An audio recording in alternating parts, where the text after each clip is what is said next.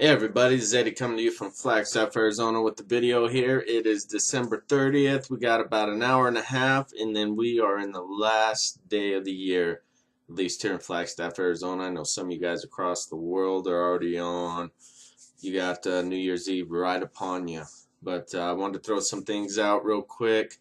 I wanted to let you guys know about Empowerment Hour with Eddie and Vidal, that we did take a break with Christmas, with New Year's. We need to regroup as well as other people, and we wanted to bring certain people on, but we also wanted to respect the fact that everybody has families. And so we took the time to pull ourselves away back, knowing we are coming back in January with Eddie, with Vidal, and we are coming hard. We are bringing valuable content. We're bringing big speakers, which we have already done. Everybody we brought on has been amazing, so I wanted to throw that out there. And also the four of us, myself, Moku, can't even talk, Vidal and J Boom, we are coming back at you next week. So I wanted to say Merry Christmas, Happy New Year's, and I wanted to throw out some props real quick. I wanted to throw out props to those people that I've connected with, those that have affected me in one way or another for the year 2013. And this is Vincent Ortega Jr., Jenya Orloff, the Russian Firecracker, Clifton and Ashley Hatfield. Amazing couple, beautiful couple. Mark Hoverson, and there's Emily, Sandy, and wanted to throw a big shout out to these two ladies because they've had a major impact on me personally within the past several months. Is Jackie K and Jess Simonson. So you two ladies, I love you. You two are sweethearts, and looking forward to 2014. And final, I need to throw props out to my brothers, Moku, J Boom, and Vidal. You guys are awesome. You guys are amazing. By being affiliated with you and being able to work with you guys on a day-to-day basis, sometimes a couple times a day, has just helped improve me big time. So anyways, here we go. I kind of had an idea where I wanted to go with this video, and right before I did it, I started reading comments on my post and video my post that I posted early this morning about recovery from life experiences, tragic experiences, and there was some heartfelt stuff. And I know recently I went to my hometown of Williams and ran into some people I haven't seen in a while, but that are friends on Facebook as well, and have asked, like, Eddie, we love what you're doing, but what is it that you're doing? The stuff you're doing is inspiring. And I said, that's it. That's what I want to do, is I want to help people. And I have several different, ways of helping people. But the heart of the matter for me is, having dealt with suicide so much, and touching on the topic and diving into it and learning about so many things that are tied to what causes or what can lead a person to get to that point, that I want to help people from getting to that point. I don't want to hear about somebody getting to the edge or falling off the edge. I want to know that I can throw out some value out there. So before I started this video, I read some comments on my blog post about which you can read at eddieaguilar.com/recovery. And a couple ladies had said that it felt like I was telling their story. One has had a tough time recovering from the loss of her mom, which has been 9 years. Another, loss of her son, where she thought she'd moved on but realized she hasn't. But she's got from the message that you can move forward, and you can move forward without guilt. So where do we go from here? Where do we go with this on this message? Life is a choice.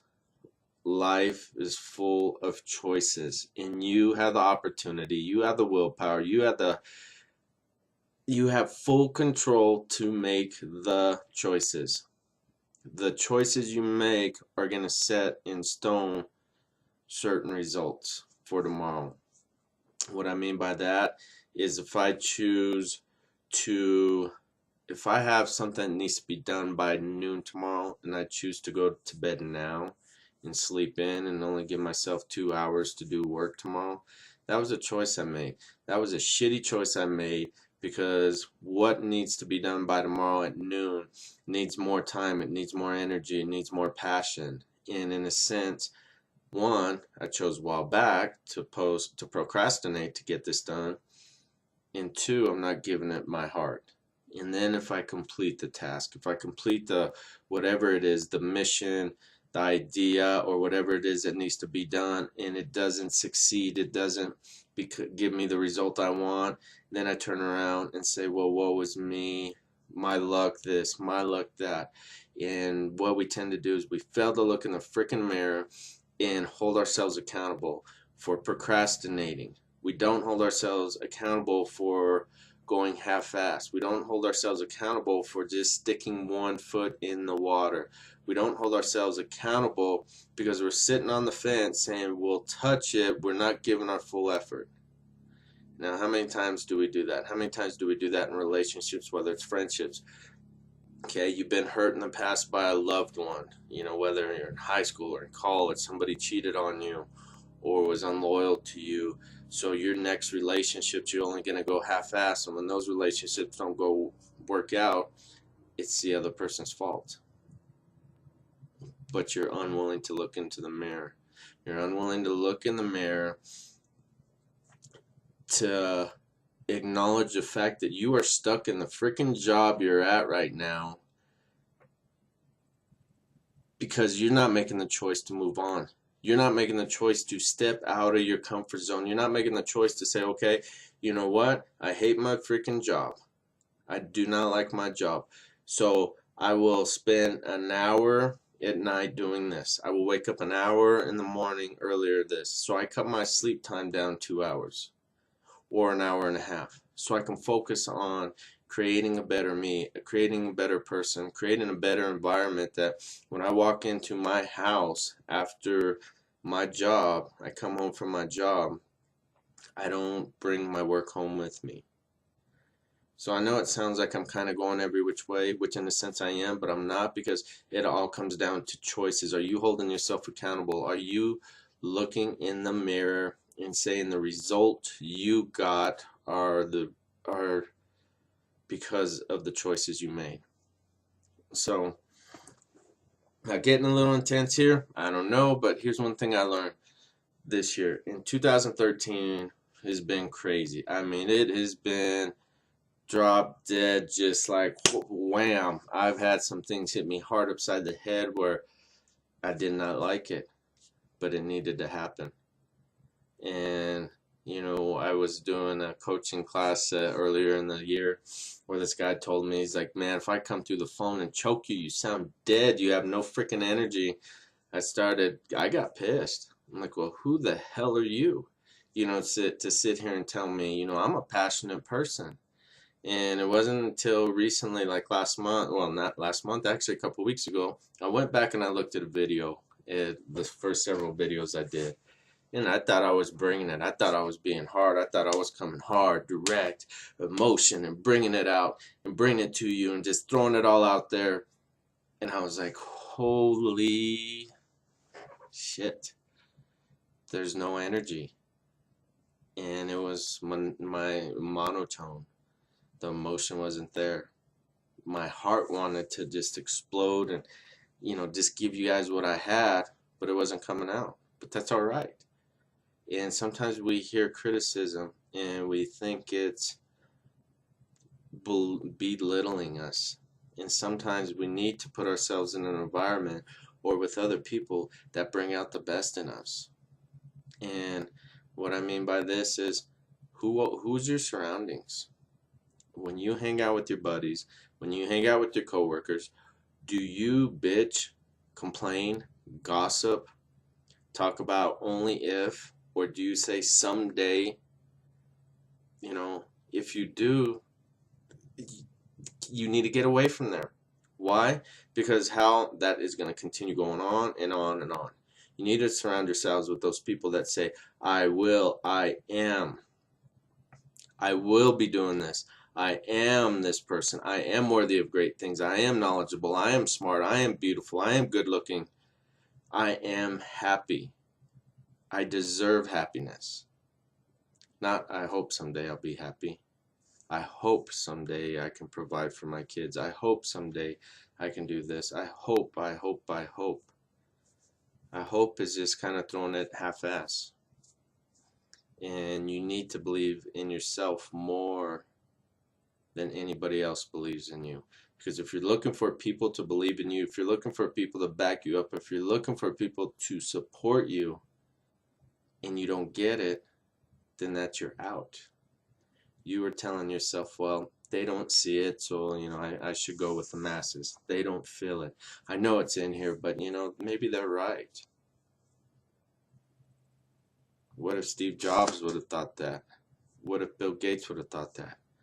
What about Richard Branson? I mean, what about all these huge names and these people you guys watch? And when I say you guys, I'm talking to me too. So if you get personal, I'm talking to me too, or at least the old me. Is you can watch a movie like The Pursuit of Happiness with Will Smith, and he tells his son, dream and this and that, and you see the struggle, and you're so inspired, and you don't do shit about it. It's amazing. Yeah, those stories touch you, and those are awesome, and those are inspiring, they're motivating. But then we go back to our norm.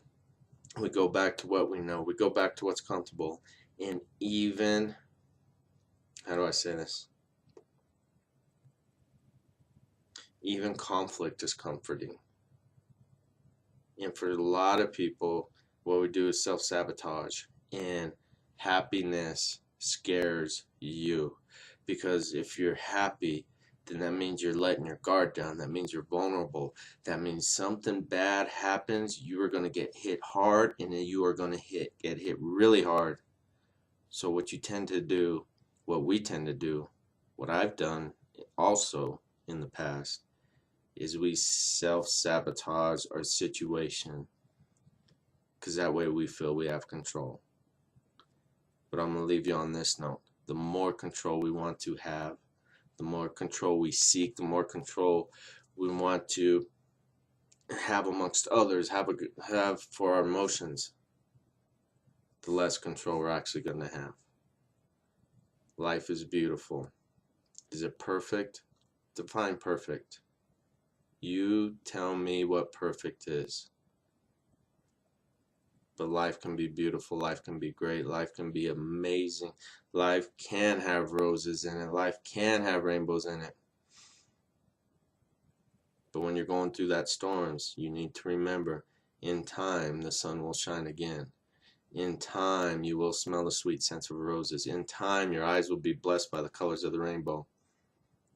So I hope this gets some of you guys. I hope it touches some of you guys. I know it's a little long, but that's Eddie. So, being real, being authentic, I am being me. And some of you guys can resonate with that. And for those of you that watch my videos, thank you. If you feel that I can help you in some way, or you want to get in contact with me, subscribe to my YouTube channel. Subscribe to my blog site at eddieaguilar.com. Enter your information. I do have some bits and pieces from part of my book that's up and coming, to where even parts of that have already touched certain lives. So I'm going to start putting that out, some of the testimonies I've gotten from what I've written. So life's beautiful, life's grand, even through the toughest times. So 2014 is on its way. I am pumped, I am stoked, I am excited. Big changes, and I'm not waiting until 2014. I have already started, and I put myself in proper position. I've laid down a good foundation. Is it going to be perfect? Hell no, it's never going to be perfect. But I tell you what, I am freaking stoked. So I hope you guys are too. Smile big, smile pretty. You guys have a good morning, evening, afternoon, wherever you are when you're watching this. Talk to you soon. Love you guys. Bye.